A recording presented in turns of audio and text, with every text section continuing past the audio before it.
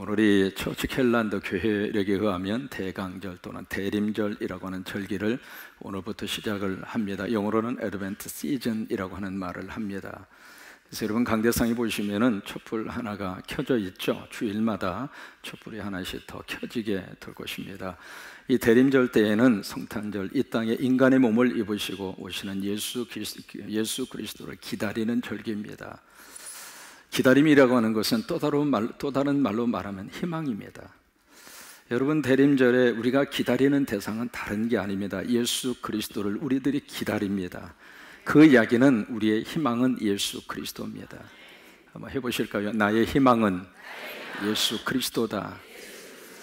한 번 더 합니다. 우리 가정의 희망은 예수 그리스도다.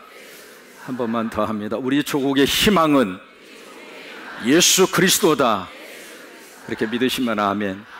그래요. 우리의 희망은 땅에 있지 않습니다. 하늘로부터 우리의 희망이 부어지는데 그 희망이 바로 이 땅에 인간의 몸을 입으시고 이 땅에 오시는 예수 그리스도. 그 희망을 가지고 이 애드벤트 시즌, 이 대림절, 대강절을 은혜로 잘 지낼 수 있게 되기를 주의 이름으로 축원합니다. 오늘 말씀에 1절로 가서 보시면 이렇게 예수님의 동선을 그렇게 성경이 표시를 하고 있습니다. 1절에 보시면 예수께서 거기서 떠나사, 여기 예수님이 떠난 그 장소는 어디냐면 가버나움이라고 하는 그 장소입니다. 우리가 이스라엘의 지도를 늘 머릿속에 염두에 두고 우리가 말씀을 함께 읽어 가시면은 훨씬 더 그 말씀이 우리 속에 하나의 그림으로 이해가 되고 그림으로 우리 속에 다가오게 되는데, 이스라엘의 지도를 보시면은 이제 되게 곡선을 긋게 되죠. 그리고 이쪽 장소가 바로 지중해라고 하는 바다입니다. 그 바다를 끼고 있는 나라이고, 그리고 내륙으로 들어와서 보면은 가장 중요한 두 개의 큰 하나의 호수가 있습니다. 첫 번째 호수가 갈릴리라고 하는 호수, 게네사렛 호수, 그렇게 명칭이 되어져 있죠. 그리고 밑에 있는 호수가 죽음의 바다로 일컬어 짓는 사해라고 하는 호수고, 그리고 갈릴리와 사해를 연결하는 이 강을 가리켜서 우리는 요단강이라 그렇게 이제 이름을 붙이죠. 지금 예수님이 거기서 떠난 그 장소가 바로 갈릴리 윗지방에 위치해져 있는 가버나움이라고 하는 이 장소를 예수님이 지금 떠나신 겁니다. 가버나움은 예수님이 갈릴리에서 사역을 하실 때 가장 중요한 어떤 미션 헤드쿼터, 선교적인 본부로 쓰임을 받던 곳이 가버나움이라고 하는 이 장소입니다. 지금도 이제 가서 우리가 성지 순례를 가서 보면 가버나움 그 지역 들어가는 바로 그 입구에 뭐라고 편말이 써져 있느냐면 예수 그리스도의 홈타운이다 라고 하는 말이 붙어 있을 정도로, 그래서 예수님의 사역의 어떤 모습을 직접적으로 피부적으로 가서 느낄 수 있는 좋은 현장이 가버나움이라고 하는 그 현장입니다. 그래서 예수님이 가버나움에서 떠나셔서 어디로 갔느냐면 유대 지경으로 가셨다, 그렇게 말씀을 하시는데, 유대 지역은 바로 이 사해를 중심으로 이쪽 부분을 유대 지역 또는 유다 광야라고 하는 말을 씁니다. 그래서 이 갈릴리를 중심으로 이쪽에 있는 부분은 우리가 갈릴리라고 하는 지역으로 그렇게 부르고, 갈릴리 밑에 있는 지역이 바로 이쪽에 사마리아라고 하는 지역입니다. 그리고 사마리아 지역 밑에 있는 지역이 유대라고 하는 지역이죠. 그러니까 예수님이 이 가버나움에서 이동을 하셔서 어디로 가셨는가? 밑에 부분 이 지역으로 오신 거예요. 이 지역으로 오셨다가 그 다음에 가신 장소가 요단강 건너편, 그래서 다시 위로 올라가셔서 이 요단강을 건너서 이쪽 지역으로 예수님이 이동을 하신 거예요. 근데 이쪽 지역을 뭐라고 이야기하느냐면 베레아라고 하는 지역입니다. 그리고 베레아라고 하는 지역 윗부분이 바로 데가볼리라고 하는 그 지역이에요. 그래서 지도를 통해서 보면은 예수님의 동선이 바로 여기 가버나움을 출발을 해서 밑에 지방 유대 지역으로 내려오셨다가 다시 위로 올라가셔서 요단강을 건너 베레아라고 하는 그 지역으로 예수님이 이동하신 거예요. 그때 이동을 하셨는데 1절을 보시면 말씀이 이렇게 계속 되어지고 있습니다. 건너편으로 가시니 무리가 다시 모여들거늘 예수께서 다시 무엇대로? 전례대로. 이 전례대라고 하는 말은 영어로 카스텀이라고 하는 말을 씁니다. 습관적으로 지금까지 해오신 대로 예수님이 거기서 뭘 하셨느냐면 가르치셨어요. 마태 4장 23절에 보시면은 예수님이 이 세상에 오셔서 가장 중요하게 사역을 하신 3대 예수님의 미니스트리 사역이 소개가 되어져 있습니다. 거기에 보시면 예수께서 온 갈릴리에 두루 다니사 그들의 회당에서 첫 번째로 무슨 사역을 하셨느냐면 가르치시며 teaching ministry라고 하는 것을 하셨어요. 이것이 바로 교육 사역입니다. 예수님이 세상에 오셔서 가장 중점적으로 하신 사역 중에 하나가 바로 교육 사역이에요. 이 사역을 교회가 이어받아서 주일학교를 우리가 운영을 하고 있는 것입니다. 여러분, 이 주일학교 사역은 너무 중요한 사역이에요. 영아부부터 시작을 해서 청년부에 이르기까지. 특별히 지금 우리 한국 교회는 주일학교에 빨간불이 켜져 있을 정도로 각 교회마다 주일학교 지금 모이는 숫자가 갈수록 점점 줄어들고 있고, 더 심각한 것은 바로 청년들입니다. 청년들이 지금 대한민국 전체 청년 가운데 교회에 발을 내디디고 있는 청년이 딱 2%밖에 안 됩니다. 나머지 98%는 다 교회를 등지고 살고 있습니다.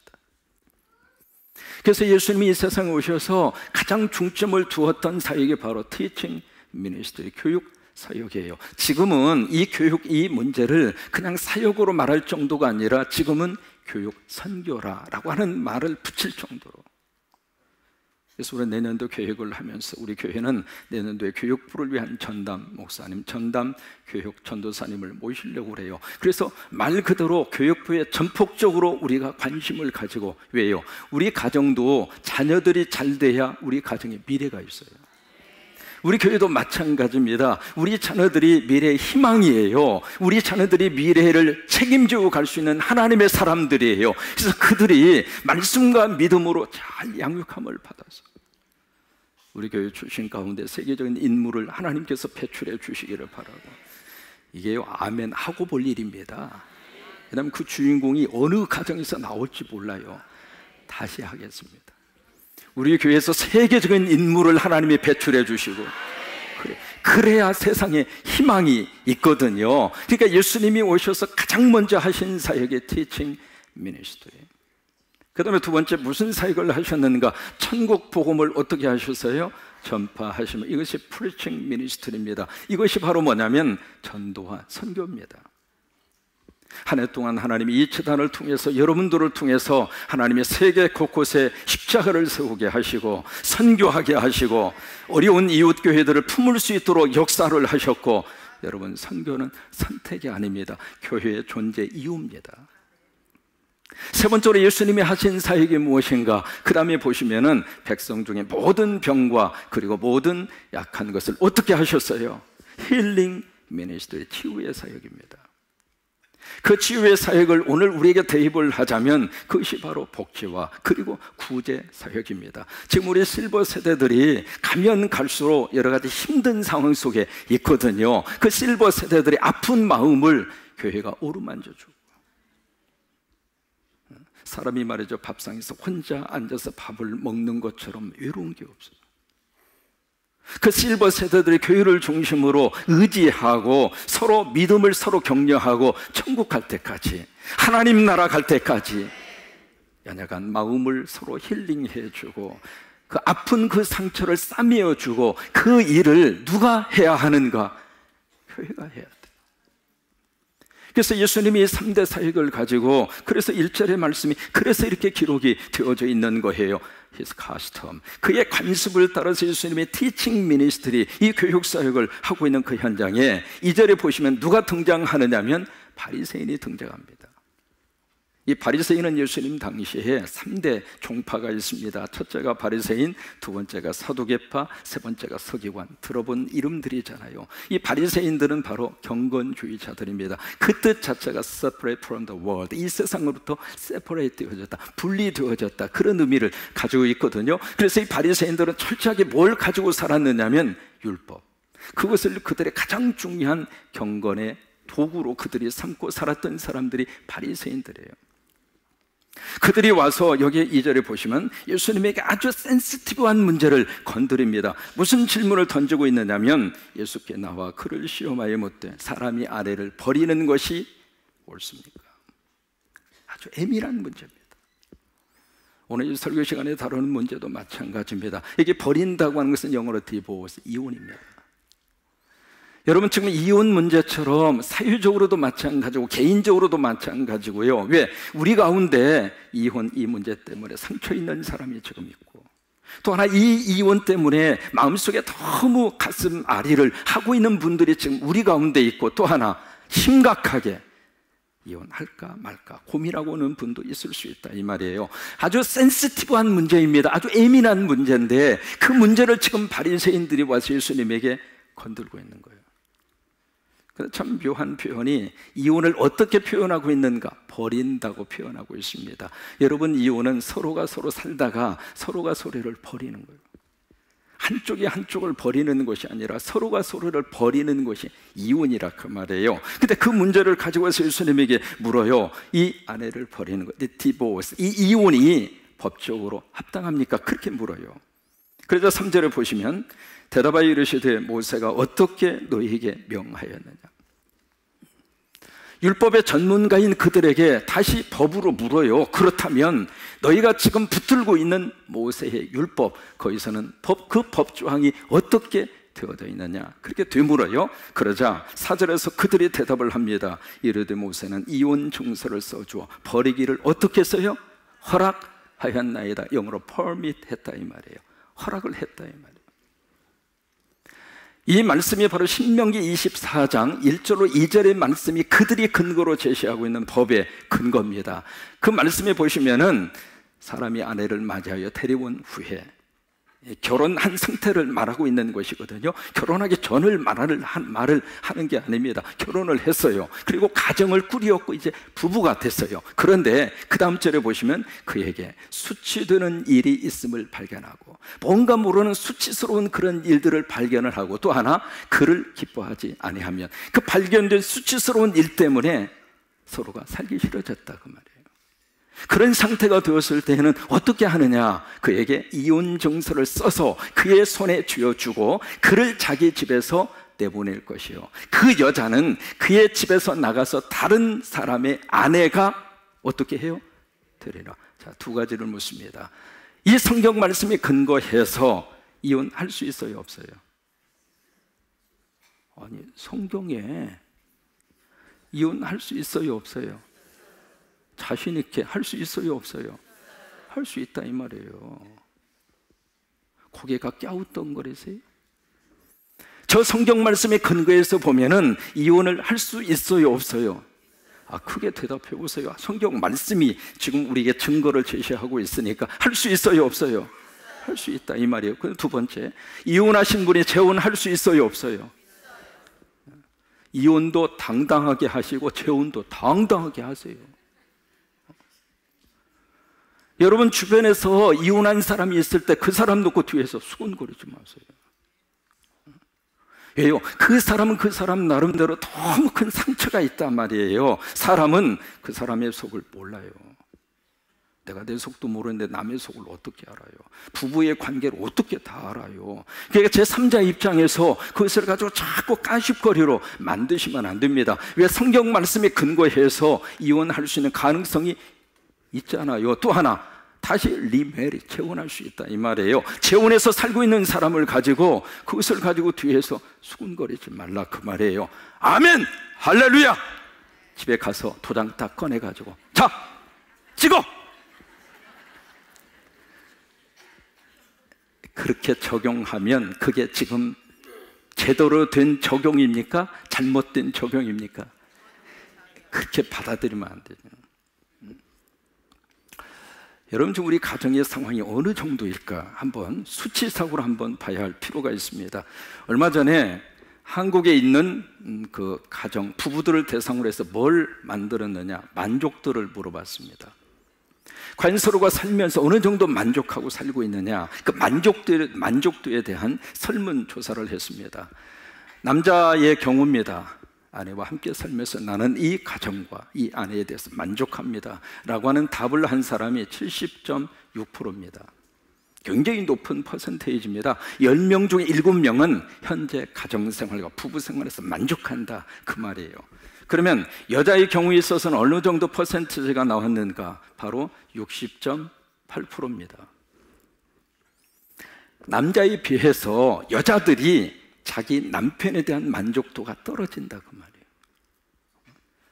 이것이 지금 통계로 나와져 있는 숫자예요. 그 다음에 두 번째로 뭘 물었느냐면 이혼에 대한 아주 센시티브한 문제를 물었습니다. 이 이혼에 대한 문제를 누구에게 물었는가? 30대 커플들에게 물었습니다. 아주 신혼이잖아요. 아기 낳고 정신없이 살고 있는 젊은 커플들이에요.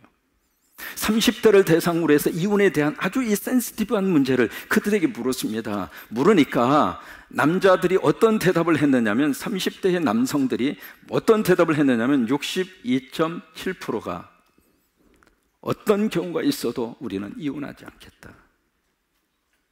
이 가정만은 어떻게 해서든지 우리 가정을 지키겠다. 그것이 남자들의 62.7%가 그 반응을 보였습니다. 그러면 여자들은 어떤 반응을 보였는가? 63.5%. 우리는 만약에 경우가 생기면 이혼하겠다. 이게 데이터로 나온 수치입니다. 저는 이 데이터를 보면서 충격을 먹었어요. 한국의 지금 가정이 이런 상태인가? 물론 이것이 꼭 맞는 말은 아닙니다. 그러나 일반적으로 이제 설문조를 통해서 데이터가 나오면 그게 우리 한국의 정서라 이 말이에요.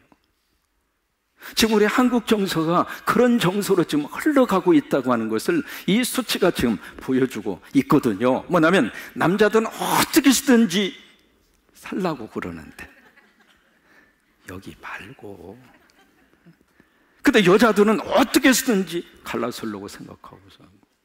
근데 이 수치가 말이죠, 나이가 들어갈수록 황혼기에 이를수록 이것이 말이죠 완전히 어떤 식으로 지금 자꾸 이렇게 올라가느냐면 남자들은 절대적으로 이혼할 수 없다. 그것이 남성들의 마음인데 여자들은 절대적으로 이혼할 수 있다.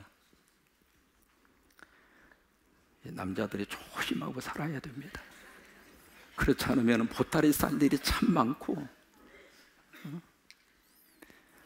미국의 테네시라고 하는 중부 도시가 있습니다. 거기에 미세스 스니드라고 하는 여자분이 거기에 지방신문에다가 광고를 하나 냈습니다. 그 광고의 문장이 바로 뭐냐면 For sale my husband, 내 남편을 팝니다.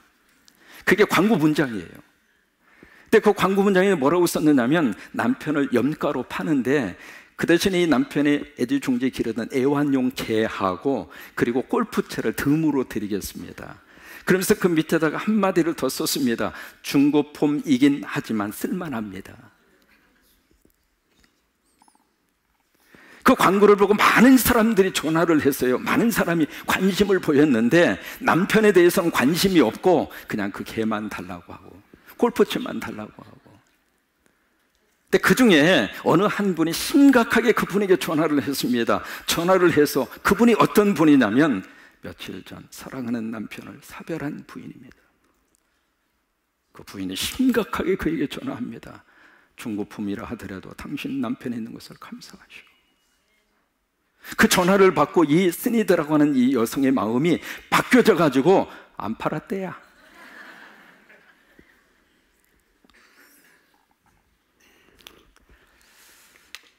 이 문제에 대해서 예수님은 어떻게 해석을 하고 있는가? 그 문제예요. 신명기 24장의 그 말씀을 근거로 해서 우리가 이혼할 수 있고 재혼할 수 있는데, 그렇다면 이 문제에 대해서 예수님은 어떻게 해석하고 있는가? 5절입니다. 예수께서 그들에게 이르시되 너희 마음이 완악함으로 말미암아 이 명령을 기록하였거니와.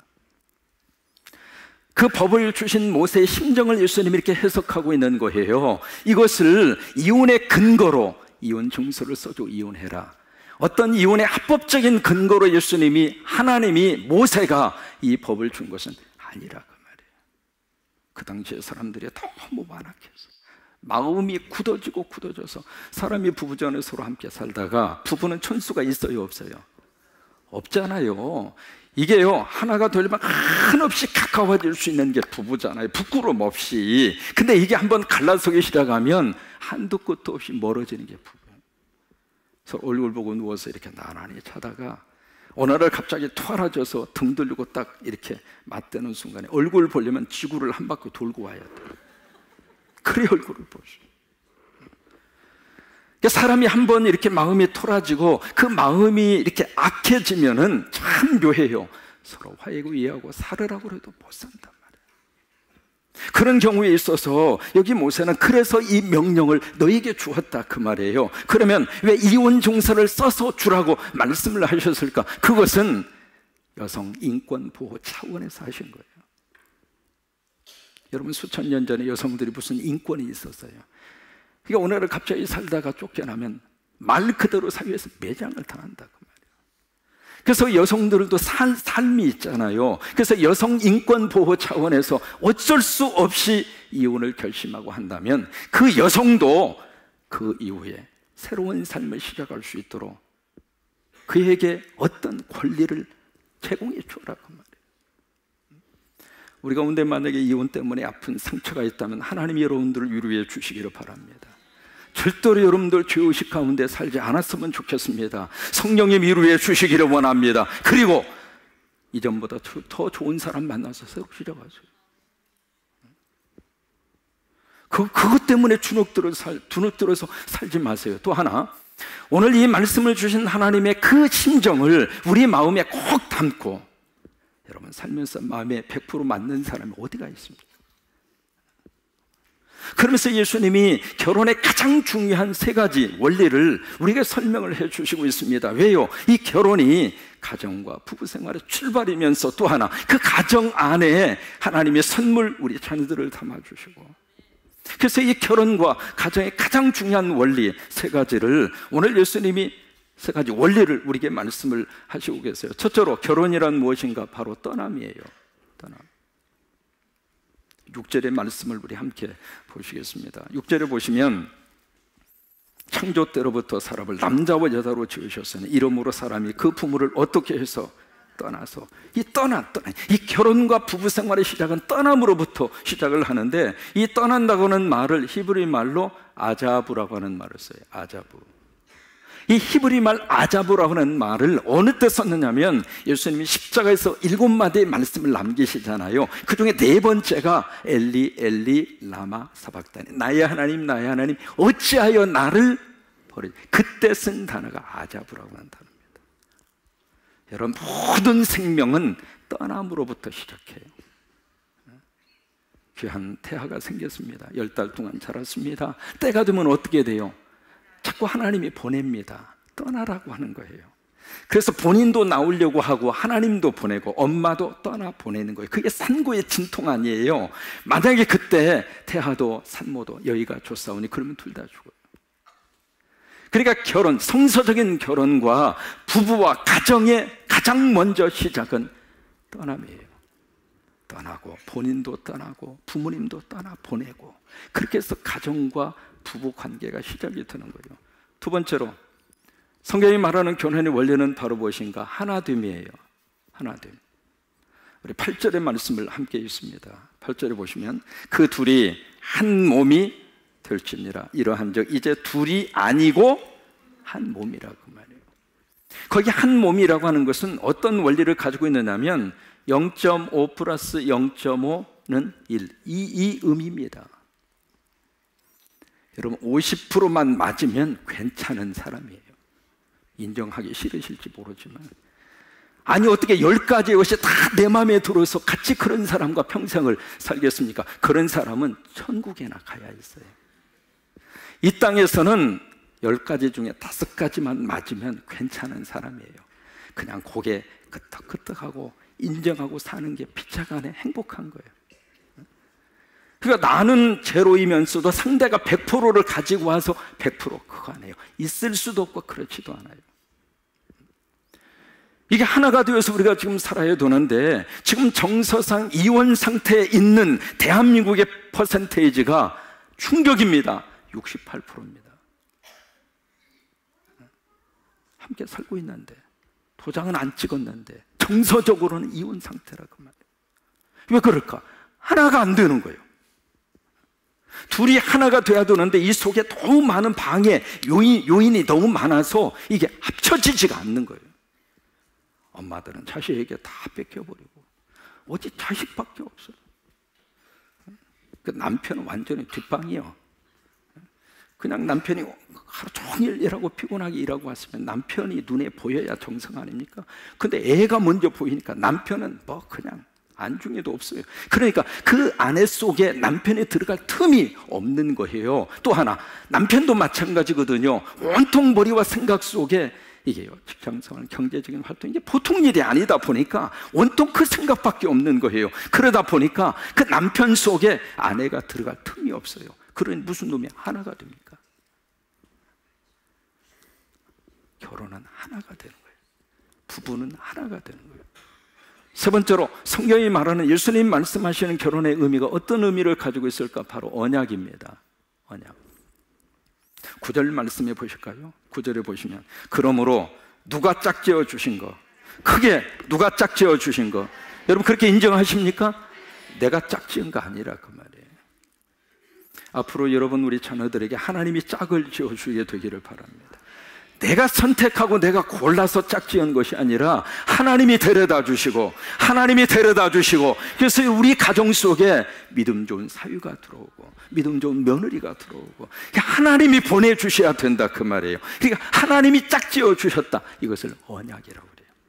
사람과 사람 사이에 계약을 맺은 계약 관계가 아니라 하나님이 역사하시고 하나님이 도우셔서 결혼을 하고 가정을 이룩하고 하나님이 우리 자녀들을 보내주시고, 그래서 언약이라 그 말이에요. 나를 가장 잘 알고 있는 사람은 누구냐면 하나님이세요. 그래서 나에게 가장 필요한 사람, 가장 알맞는 짝, 하나님이 알아서 현재 살고 있는 사람 보내준 거예요. 이때 아멘 해야 저녁 반찬이 달라집니다. 오죽 알아서 하나님이 보내주셨냐고. 그러니까 불평하지 말고 그냥 사랑하고 감사하고 그렇게 살게 되기로 주의 이름으로 축원합니다. 보세요, 결혼의 세 가지 원래. 첫째는 뭐예요? 두 번째는요? 세 번째는요? 살다가 보면 여러 가지 흔들릴 수도 있고, 살다가 보면 도장 찍고 싶은 순간이 있을 수도 있고, 어느 가정인들, 어느 부부인들, 어느 사람인들 흔들리지 않고 사는 사람이 어디가 있습니까? 그러나 우리가 세 가지 원리를 꼭 우리가 붙들면 뿌리는 뽑히지 않습니다. 뽑혀서는 안 되죠.